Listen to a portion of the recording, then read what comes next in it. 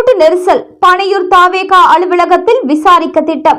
விசாரணை வலையில் சிக்கும் விஜய்.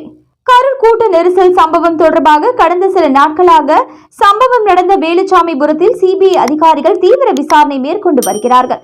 நவீன கருவிகளை கொண்டும் சிபிஐ அதிகாரிகளின் விசாரணை மேற்கொண்ட நிலையில் தற்பொழுது சென்னை பனையூரில் உள்ள தாவேகா அலுவலகத்தில் விசாரிக்க சிபிஐ திட்டமிட்டுள்ளதாக தகவல் வெளியாகியுள்ளது. தமிழக வெற்றி கழகம் தலைவர் விஜய் கடந்த செப்டம்பர் மாதம் 27ஆம் தேதி கரூர் வேலுச்சாமிபுரத்தில் பிரச்சாரம் மேற்கொண்டார். இந்த பிரச்சார கூட்ட நெரிசலில் ஏற்பட்டு 41 பேர் உயிரிழந்தனர். 110க்கும் மேற்பட்டோர் படுகாயமடைந்தனர். இந்த சம்பவம் ஒட்டுமொத்த தமிழகத்தையும் அதிர்ச்சிக்குள்ளாக்கியது. சிபிஐ அதிகாரிகள் தவிர விசாரணை நாடு முழுவதும் பரபரப்பை ஏற்படுத்தியது. இந்த சம்பவம் தொடர்பாக உச்சநீதிமன்ற உத்தரவின்படி சிபிஐ அதிகாரிகள் விசாரணையை தொடங்கியுள்ளனர். சம்பவம் நடந்த கரூர் வேலுச்சாமிபுரத்தில் சிபிஐ அதிகாரி பிரவீன்குமார் தலைமையில் சிபிஐ அதிகாரிகள் ஆய்வு செய்து வருகிறார்கள்.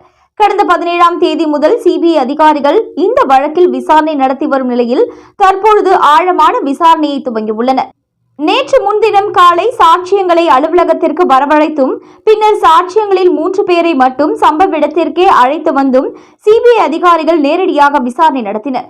கரூர் நகர காவல் நிலைய ஆய்வாளர் மணிவண்ணனிடம் சுமார் 1.5 மணி நேரம் விசாரணை நடத்தினர். இதேபோல வேலுச்சாமிபுரம் பகுதியில் உள்ள பொதுமக்கள் வியாபாரிகளிடமும் சாட்சியங்கள் பெறுவதற்காக சம்மன் அனுப்பியிருந்தனர்.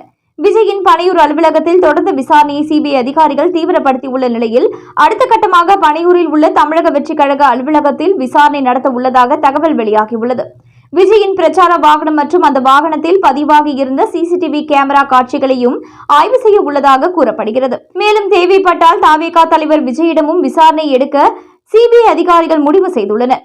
மேலும் கரூர் பிரச்சார கூட்டத்தில் என்னதான் நடந்தது, கூட்ட நெரிசலுக்கு என்ன காரணம் என்பது குறித்து உண்மையான தகவல்கள் தெரிந்திருப்பின் நேரில் ஆஜராகி சொல்லும்படி அங்குள்ள கடை வியாபாரிகள் பொதுமக்களிடம் சிபிஐ அதிகாரிகள் கூறியிருந்தனர்.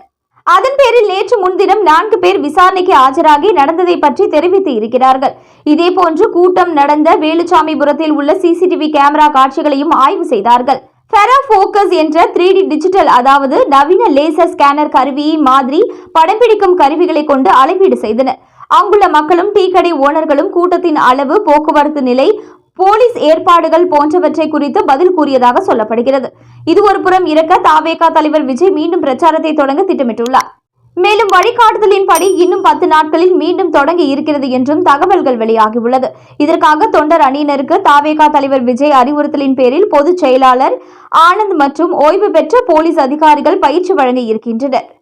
மேலும் இதுபோன்ற செய்திகளை உடனுக்குடன் நீங்க தெரிஞ்சுக்கணும் நியூஸ் இன்ஃபோ தமிழ் சேனலை சப்ஸ்கிரைப் பண்ணிக்கோங்க. உடனுக்குடன் அப்டேட்ஸ்க்கு பக்கத்தில் இருக்கக்கூடிய பெல் பட்டனையும் கிளிக் பண்ணிக்கோங்க.